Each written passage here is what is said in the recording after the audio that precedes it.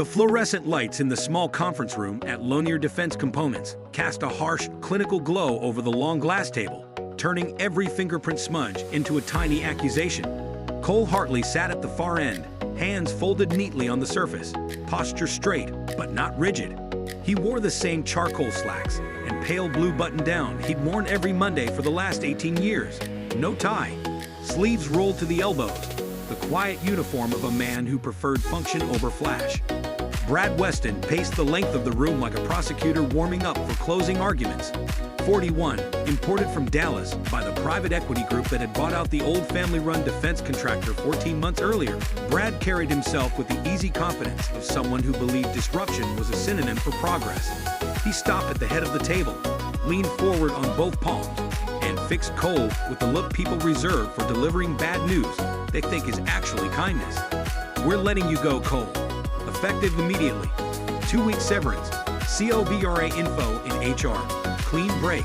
You've been here, what, 18 years? Long run. Time for fresh eyes, new processes. You get it." Cole didn't blink. He'd seen the email chain last Thursday night, Brad to Tanner, Tanner to the compliance coordinator. Legacy FSO is a clear bottleneck. Paper-based compliance is killing velocity. Digital first, or we're dead in the water. Tanner, 28, CompTIA Security Plus an 8-week boot camp cert framed on his cubicle wall, had replied with 3 fire emojis and a thumbs up. Cole's voice came out even measured, the same tone he used when briefing auditors or calming a nervous new hire. The DCSA audit is Monday, 9 sharp. Lead auditor is Lee Ramirez. She doesn't do digital sign-ins, cloud links, or iPad kiosks. She wants the binder, physical, on the conference table, open, tap, every page accounted for. Brad waved a hand, dismissive, almost playful. "We've got the kiosk set up. Tanner's got the override codes loaded. Shared drive is live. Everything's searchable. Version controlled, audit trail ready. We're good. You're not indispensable, Cole. Nobody is anymore." Tanner, standing behind Brad like an eager shadow, smirked and crossed his arms. "Legacy thinking, man. Paper's dead. Auditors will adapt. They always do when the text is clean." Cole looked at Tanner for a long second, long enough that the younger man shifted his weight, then back to Brad. "This SF-328 is in the binder. Current key management personnel list. Last audit checklist with annotations. Visitor logs going back 6 years. Incident reports cross-referenced. Chain of custody forms. If they ask for any of it and it's not physically presented." Brad straightened, smile thinning. "They won't ask. We'll dazzle them with efficiency. Modern interface, real-time metrics. Pack your things. Security will escort you out in 10. Cole stood slowly. No sudden movements, no raised voice. He walked past them both without another word, down the corridor lined with framed CMMI certificates and faded photos of the original facility groundbreaking in 1987.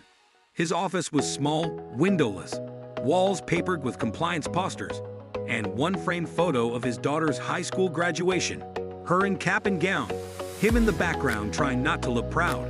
He opened the bottom drawer of the 4-drawer filing cabinet. The compliance binder waited there, 4 inches thick, black vinyl cover worn soft at the edges, spine cracked from years of being opened and closed, every tab labeled in his precise block printing. He lifted it, felt the familiar, reassuring weight settle into his palm, and slid it into his battered leather messenger bag. Not hidden, not stolen, just removed, because no one had asked for it. No inventory sheet had been prepared.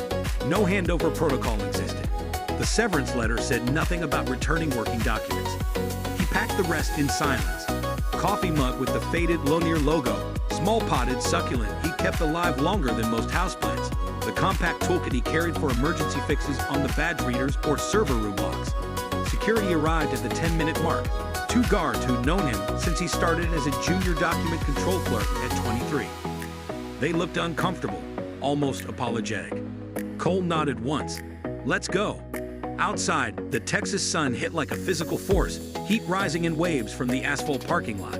He climbed into his silver F-150, placed the messenger bag carefully on the passenger seat so the binder sat level, and drove home without looking in the rearview mirror once. Friday passed in quiet routine. He reorganized his garage toolbox, every wrench, every socket, every bit driver labeled and shadow boarded. He sharpened the kitchen knives on the whetstone until they shaved hair from his forearm.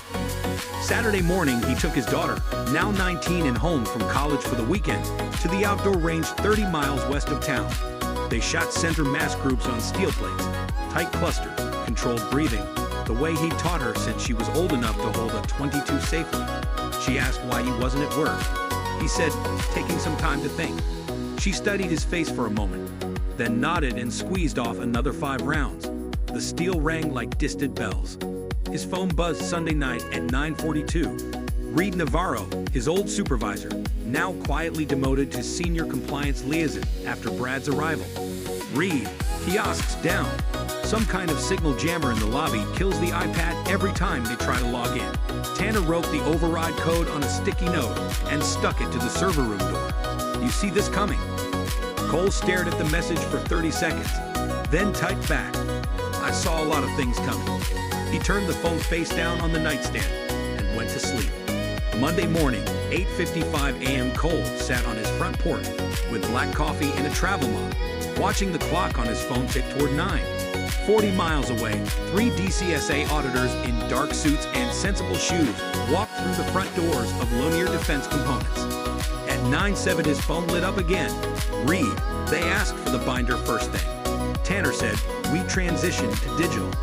Lee Ramirez asked for physical paper logs and sign-in sheets. Kiosk wouldn't load past the login screen. No printed sign-in log. Tanner couldn't produce the current SF-328 or updated KMP list. Lee closed her laptop at 9:22. Facility clearance suspended pending full remediation. No classified work authorized until cleared. Your $4.2 million prime contract is on administrative hold. Expect formal notice by close of business.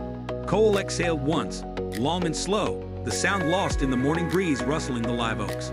By 11:22, Brad signed the acknowledgement form in the conference room, face the color of old concrete. Tanner stood in the break room doorway, pale, muttering to a coworker that this would look bad on his record and that he'd never had an audit go sideways before. At 1:14 p.m., Renee Dalton, VP of Compliance at the parent private equity firm in Chicago, called Cole's personal cell. Cole, we need you back. 12% raise. Immediate reinstatement as facility security officer. Full authority.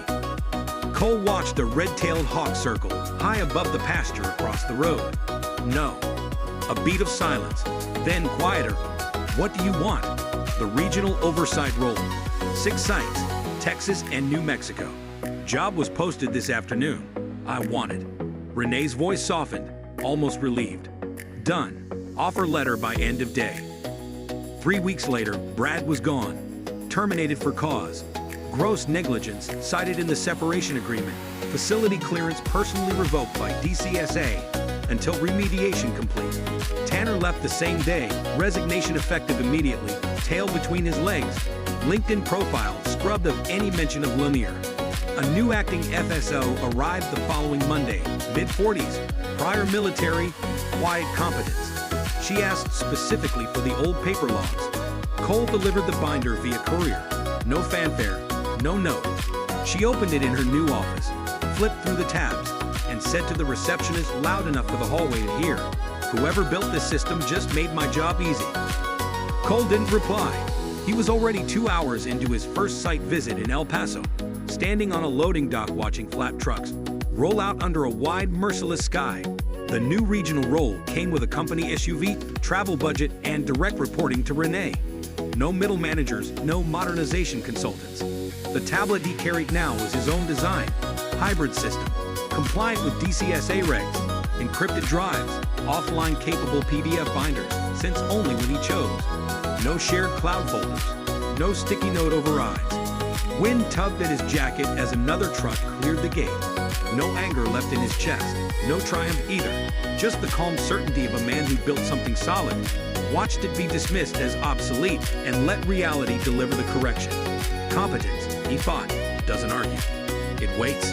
And when the auditors finally arrive, when the contracts hang in the balance, when the bright young disruptors run out of buzzwords, it's still there. Quiet, organized, undeniable. The hawk dipped low once, shadow passing over the concrete, then climbed again into the endless blue. Cole turned back inside the facility. The next audit waited, and for the first time in 18 years, the weight of the job felt exactly right. Not heavy, not light, just balanced. He closed the door behind him. The lock clicked softly. Everything was in its place.